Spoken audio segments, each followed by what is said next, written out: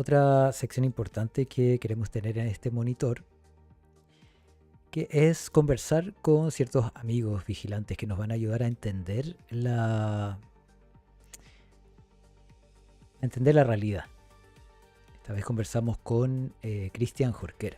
Buenos días, Cristian. Estamos aquí inaugurando esta sección de Monitor Diario para estar revisando cosas que pasan todos los días y que necesitamos que alguien nos ayude a darle una explicación. Y bueno, este gobierno nos ha sorprendido con estos anuncios de estos últimos días. Tenemos que conversar sobre la decisión de no apoyar a Michelle Bachelet y de este alza de los combustibles, pero partiendo por eso, porque ayer nos acostamos en Valparaíso y en Santiago con ciertos llamados a cacerolazos. ¿Cómo estás? Perdón, no te saludé. ¿Qué tal, Felipe? Un gusto de estar aquí. Muy buenos días. Hoy desde Barcelona aquí, muy atento a toda la contingencia nacional por allá en Chile. Muchas cosas sucediendo sin duda, así que contento de poder darte mi comentario.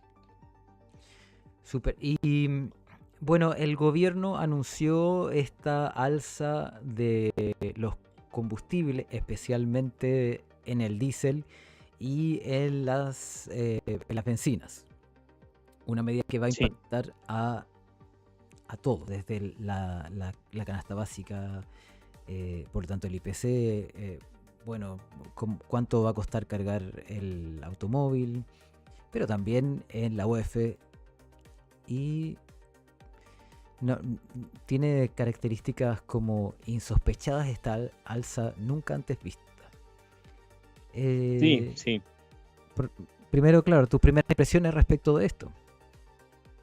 No, claro, yo creo que es tremendamente importante dar un poco de contexto a quienes nos escuchan, ¿no? Está todo lo que sucedió con el MEPCO, que es este mecanismo para el control de precios del combustible, que ha tenido diferentes nombres a lo largo de las décadas, pero siempre ha existido, o hace varias décadas al menos, una forma, un sistema para poder equiparar justamente el precio del combustible, de tal manera que cuando a nivel internacional este precio del petróleo sube, el subsidio del MEPCO lo que hace justamente es bajarlo e igualarlo a un precio promedio, por así decirlo, y luego al revés, cuando el precio baja a nivel internacional, el subsidio se aprovecha y se nutre justamente de aquello, dejando también un precio promedio. Entonces lo que hacía un poco era sobrevivir en sí mismo el MEPCO, que efectivamente se ve sobrepasado con la guerra de Irán, entendiendo que el alza que va a existir no solamente ahora y en las siguientes semanas, sino que probablemente en los próximos meses sobre todo, porque esta guerra va en alza, va también verse graficado también en los precios del combustible, de tal manera que el MEPCO no daba abasto como para poder justamente sobrellevar esa variación producto de la guerra de Irán. Es en base a esto que lo que hace el gobierno de José Antonio Kast, en vez de inyectarle más recursos al MEPCO o de buscar alguna solución como un punto medio, por así decirlo, lo que hace es eliminar de plano el MEPCO y dejar justamente a la ciudadanía abandonada a su suerte, pagando el precio completo desde su bolsillo, lo que conllevó finalmente producto de la guerra de Irán. Al final, el Estado no apoya de ninguna manera y deja solo al consumidor, al ciudadano, pagando el precio completo. Me acuerdo que nos preguntábamos en República Vigilante en el último capítulo qué iba a hacer el gobierno cuando tuviese que meterse la mano al bolsillo para ayudar a la gente.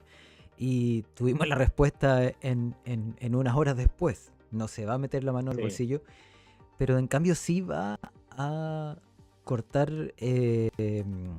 impuestos, va a bajar impuestos a las grandes fortunas. Es increíble porque yo creo que ahí está efectivamente la gran contradicción que yo creo que va a terminar siendo imperdonable incluso por parte de sus propios partidarios, cosa que ya hemos visto desde que se hizo este anuncio de la benzina. Es decir, vemos que efectivamente se decide dejar solo al ciudadano, no dar ningún tipo de subsidio, ningún tipo de ayuda al momento de verse en esta emergencia, en una real emergencia internacional, se decide abandonarlo, pero se vuelve aún más contradictoria toda esta decisión, toda vez que, como tú bien dices, se bajan los impuestos a las grandes empresas. Y el problema es que la gran justificación detrás de esta medida macroeconómica de bajar los impuestos a las grandes empresas es que se supone que el rédito va a ser superior después, entendiendo la inversión que va a llegar al bajar los impuestos. Pero grandes economistas, como el mismo Ignacio Briones, exministro de Hacienda de derecha, ha dicho que en realidad no es redituable, que efectivamente se termina perdiendo alrededor del 0,2% del PIB por cada justamente punto que se le rebaja a las grandes empresas.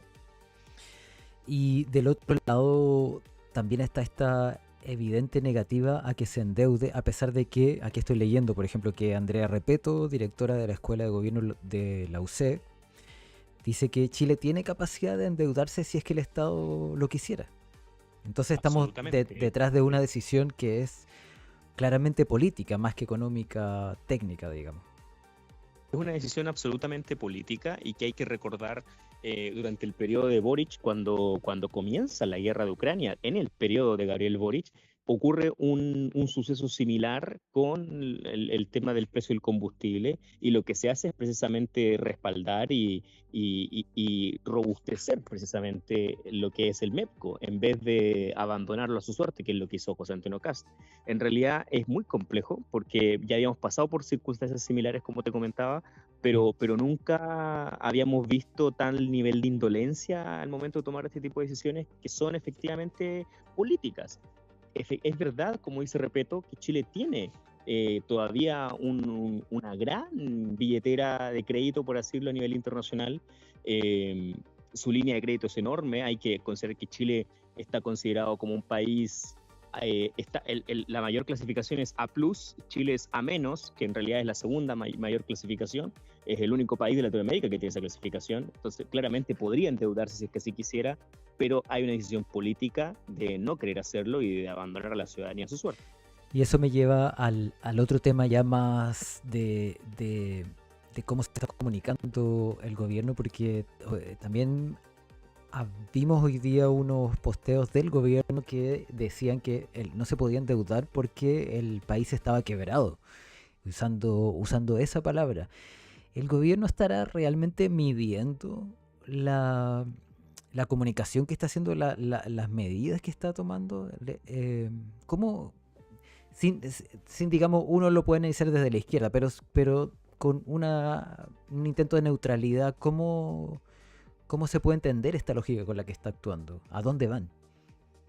Claro, ese es un buen punto también, porque tiene que ver mucho también incluso con la forma de comunicar las cosas. Es decir, veíamos que se han ido filtrando ciertas minutas de la SECOM, de la nueva SECOM de José Antonio Kast, y dentro de esa misma minuta, por ejemplo, decía que no había que mencionar que este era un tema delicado o un tema grave, y lo que hace hoy Mara Cedini, al momento de iniciar su entrevista en Canal 13 en la mañana, en el matinal, es partir diciendo que estábamos en una situación delicada. Entonces, vemos que en realidad, si ni los propios personeros del gobierno de Kast tienen claro cuáles son las palabras correctas a utilizar según el escenario, con la información que ellos manejan, ¿qué queda para el resto? Entonces, al final, es de verdad una situación muy compleja de analizar de toda arista, desde todo punto de vista. Carolina Toad tuiteó hace un rato nombrando todas estas decisiones, ¿no? El alza de los combustibles, el llamado a retiro a funcionarios policiales destacadas y el no apoyo, el retiro del apoyo a Michelle Bachelet en la ONU, del que vamos a hablar. Pero dice aquí, Carolina Toad dice, si antes no había emergencia, la crearon.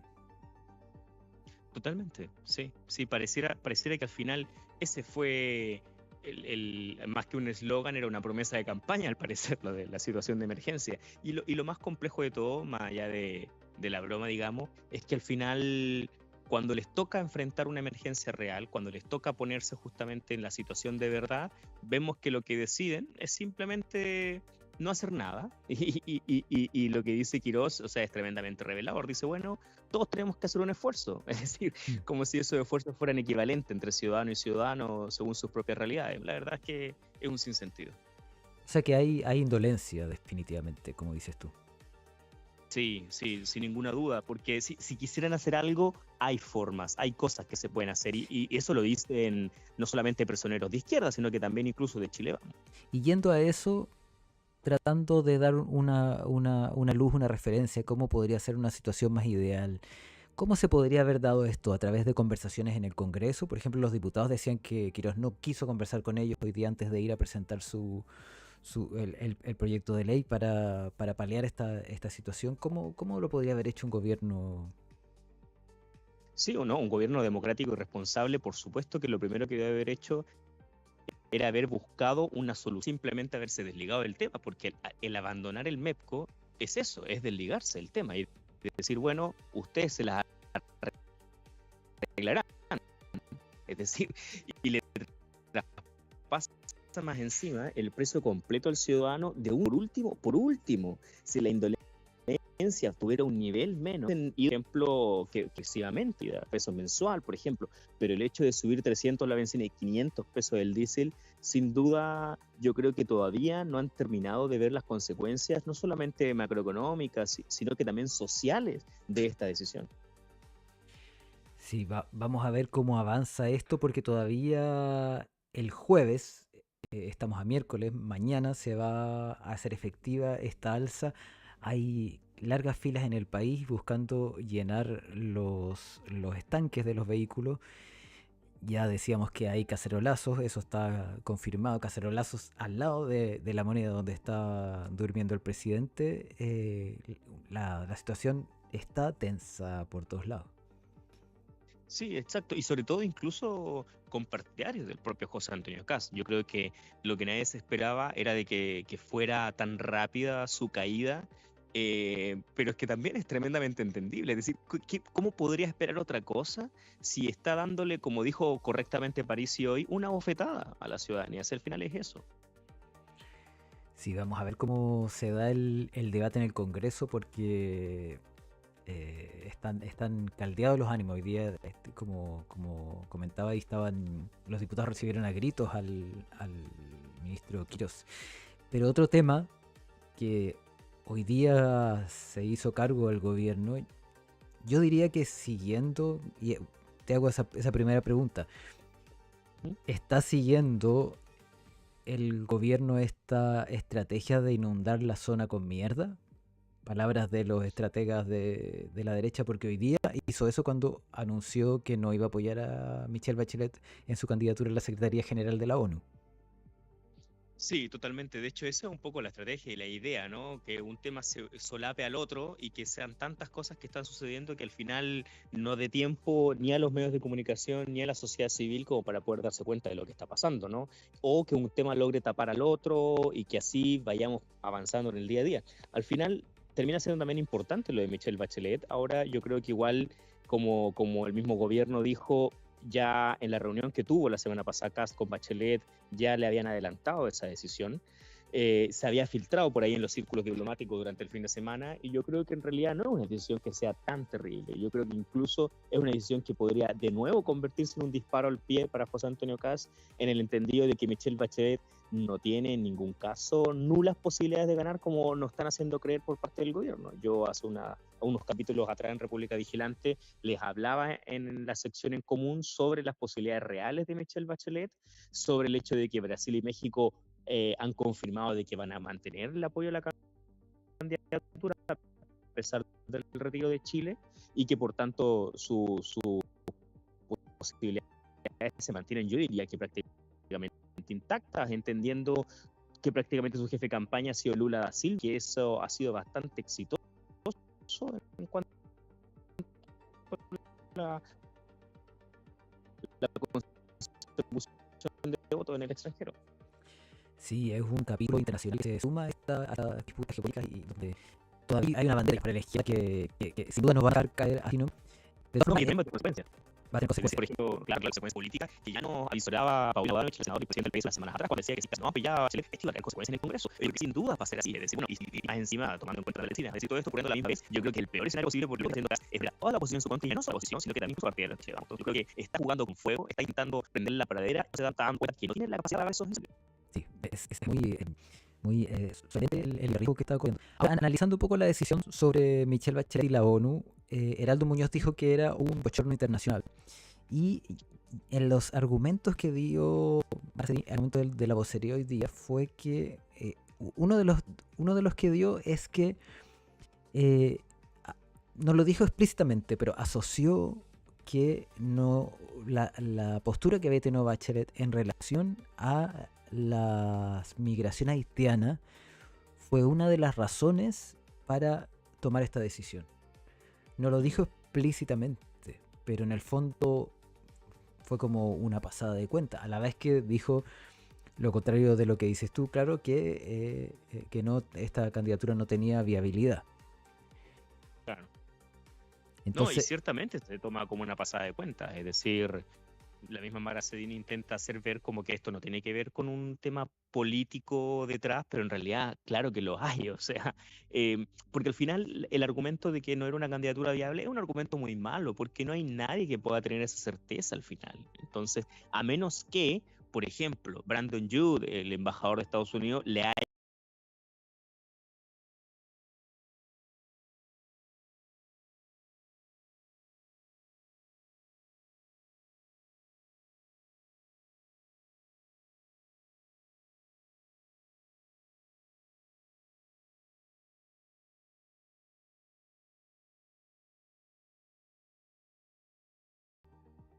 adelantado a Cast que Donald Trump vetaría la candidatura de Bachelet.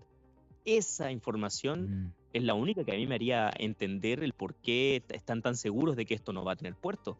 Pero si no tiene esa confirmación, la verdad es que la candidatura de Bachelet es totalmente viable. Y yo, de hecho, diría que es de las que, según los círculos diplomáticos, la que todo el mundo cree que va a ganar. y, y podría ser que tuviese la información de Brandon Youth, considerando que sí tuvo la información sobre Venezuela. Sí, la verdad es que no sería raro. No sería raro, sobre todo considerando que hay que recordar que cuando Cast asume el 11 de marzo, el 13 de marzo se reúne enseguida con Jude y con Christopher Landau, el subsecretario de Estado de Estados Unidos. Entonces yo creo que en esa reunión pudo haber algún indicio sobre ello. Yo no me extrañaría, pero hay que ver cómo avanza también. Hay que recordar de que un veto en las Naciones Unidas a una figura internacional no es algo fácil de hacer y no es algo que del cual haya tanto antecedente, digamos. Entonces, en realidad, yo tampoco me animaría a decir que esto es un capítulo cerrado por parte de Estados Unidos.